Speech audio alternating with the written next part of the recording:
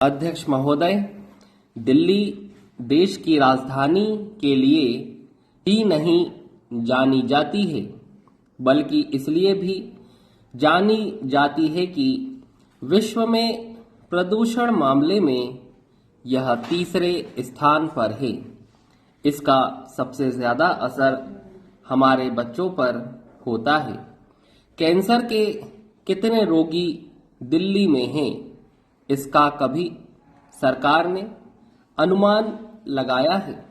यह सब प्रदूषण के कारण है।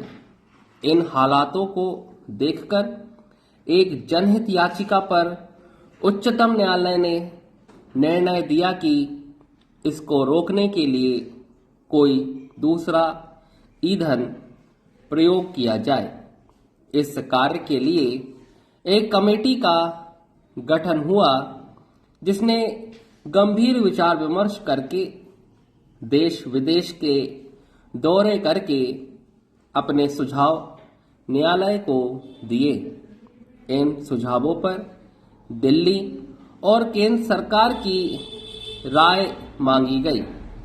इन दोनों ही सरकारों ने समिति के सुझावों से अपनी सहमति व्यक्त की। केंद्र सरकार की तरफ से कहा गया कि हमारे पास काफी मात्रा गैस है, हम गैस की कमी नहीं होने देंगे। दिल्ली की सरकार ने कहा कि हम निर्धारित समय में बसों, ऑटो, टैक्सी आदि को गैस से चलने योग्य बनवा देंगे।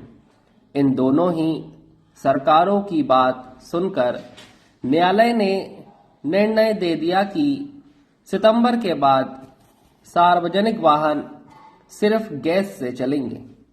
वाहन वाले अपने अपने वाहनों को गैस से चलने योग्य बनाने लगे। कुछ लोगों ने नए वाहन खरीद लिए और इस तरह पूरी दिल्ली में गैस से चलने वाले हजारों बस, ऑटो और टैक्सियां आ गईं। इसका परिणाम हम सभी देख रहे हैं। इन सरकारों ने अपनी राय देते समय जनता के हित को ध्यान में नहीं रखा। दोनों ही सरकारें एक दूसरे पर दोष लगाती रहीं और उसका फल दिल्ली की जनता भोग रही है। महोदय, आप जानते हैं कि परिवहन को सुचारू रूप से चलाने के लिए ही पुल बनाए जा रहे हैं, क्योंकि हमारी सड़कें परिवहन के लिए काफी नहीं थीं। इसलिए तो इनका निर्माण किया जा रहा है। परंतु आज आप दिल्ली के किसी भी क्षेत्र में चले जाएं और आप देखेंगे कि सड़कों पर बसों, ऑटो और टैक्सियों की लंबी लंबी लाइनें लगी हुई हैं। कोई बस स्टॉप ऐसा नहीं मिलेगा जिसके आगे यह लाइन न लगी हो। क्या इससे दुर्घटना बढ़ने की संभावना नहीं है? यह लाइनें मुख्य सड़कों पर ही नहीं, कॉलोनियों में भी लगी दिख जाएंगी। कॉलोनी के लोग भी इससे काफी परेशान हैं, क्योंकि आए दिन कोई ना कोई ऐसी घटना हो जाती है जिसको कोई भी व्यक्ति सहन नहीं कर सकता।